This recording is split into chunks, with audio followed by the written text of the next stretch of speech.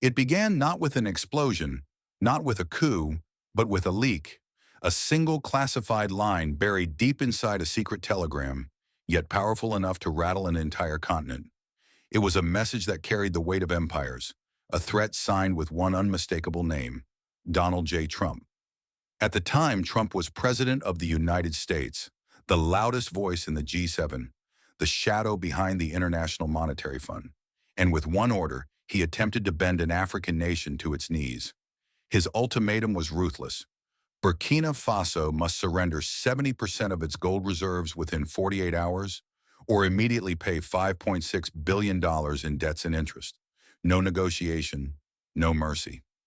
But what Washington miscalculated was this. The man at the center of the storm was not the kind to kneel. Captain Ibrahim Traoré, leader of Burkina Faso, had been preparing for this moment long before the cable arrived. And when he finally answered, his words would ignite a firestorm across Africa, one that the West never saw coming. The telegram was delivered in silence at dawn on August 12, 2025. It arrived on Traoré's desk at precisely 6:30 a.m., sealed, encrypted, and carried by an intermediary trusted by the International Monetary Fund. Inside was the coldest of ultimatums. Allow corporations from the United States, Canada, the United Kingdom, France, and Germany to immediately begin mining and exporting 70% of Burkina Faso's gold, or repay the staggering debt of $5.6 billion, including $324 million owed to the International Monetary Fund. Refusal would mean crippling sanctions, resource blockades, and destabilization campaigns designed to break the nation from within. The letter wasn't diplomacy. It was extortion dressed in the language of empire. At the bottom, in bold handwriting, was the deadline: 48 hours. The young captain didn't blink. He read the ultimatum twice, set it aside, and muttered to his commanders, "So this is how they collect debt." Poison in a suit and tie. He wasted no time. Within hours, Traoré summoned senior political leaders, military chiefs, and executives from the mining sector. His message to them was crystal clear.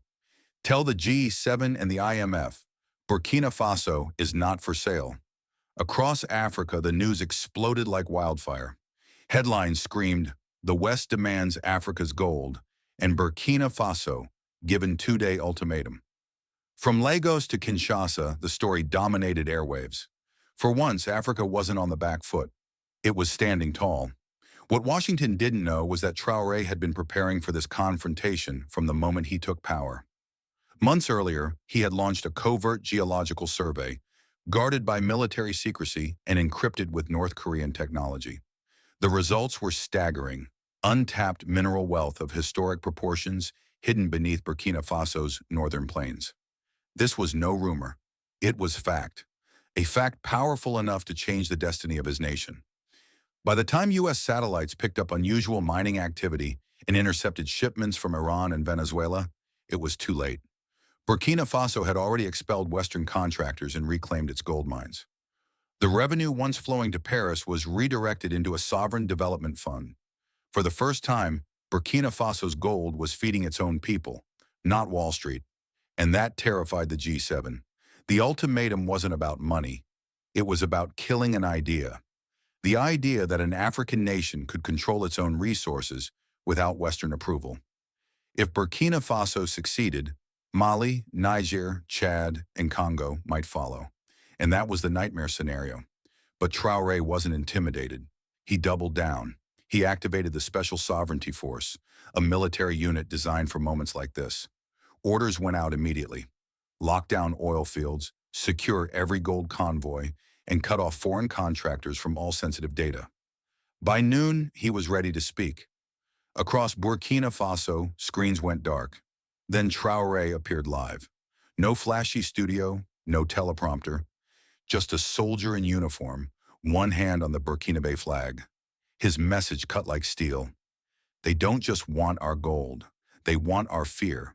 But we are not Libya. We are not Iraq. We are not your playground.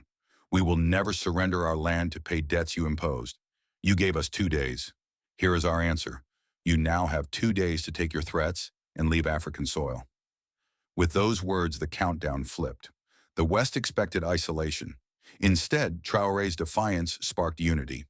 Within days, military planes landed in Ouagadougou. From Mali came Colonel Assimi Goïta.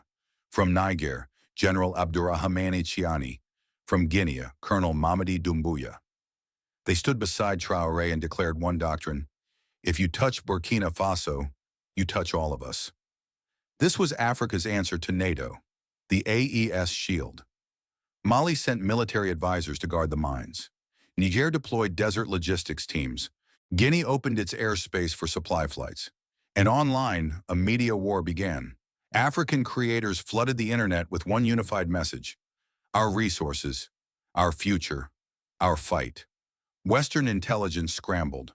The CIA increased drone surveillance. Private military contractors moved near Burkina Faso's borders. U.S. media launched smear campaigns calling Traoré reckless and unstable. But inside Africa, the opposite happened. Students organized sovereignty forums. Women's groups supplied food to mine guards. Musicians remixed CNN clips into protest songs. On the streets, T-shirts appeared. If CNN hates you, you must be doing something right. Traoré wasn't just a president anymore. He had become a symbol, a soldier who dared to say no. Then came the move that changed everything. Within 12 hours of Trump's ultimatum, a Chinese delegation landed quietly in Ouagadougou. No fanfare, just engineers and diplomats. Their offer: a fully operational gold facility built in 90 days, a valuation system bypassing Western banks, and a trade platform in digital yuan, cutting out the CFA franc and the US dollar. The next day, Russia arrived.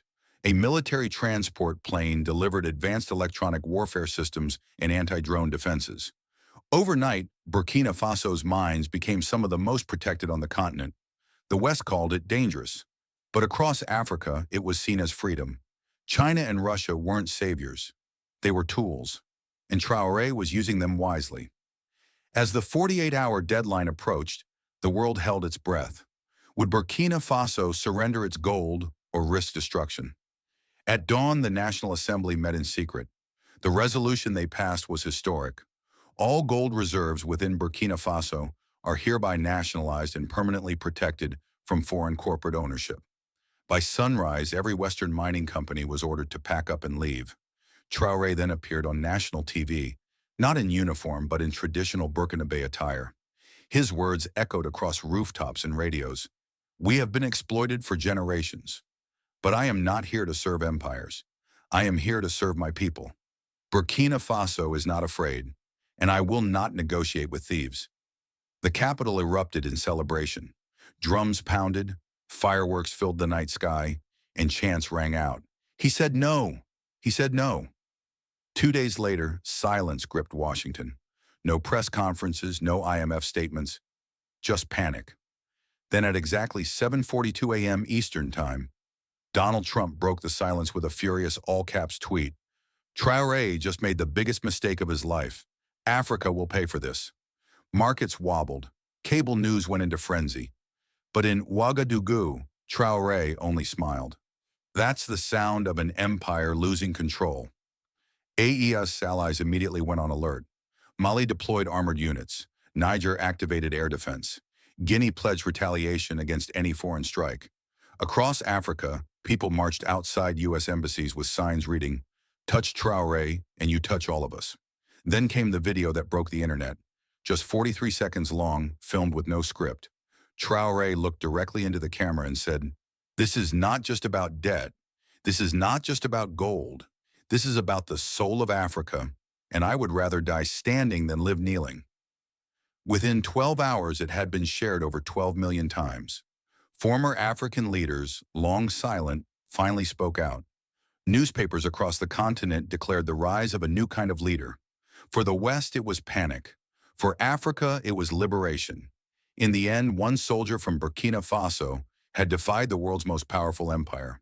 He had rejected an ultimatum from Washington, exposed the IMF's extortion, and built a new alliance that stretched from Mali to Moscow.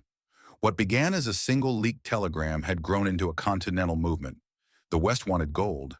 Instead, they awakened Africa's will. And as the world watched, one truth became undeniable. Captain Ibrahim Traoré was no longer just the leader of Burkina Faso. He was the voice of a continent refusing to kneel.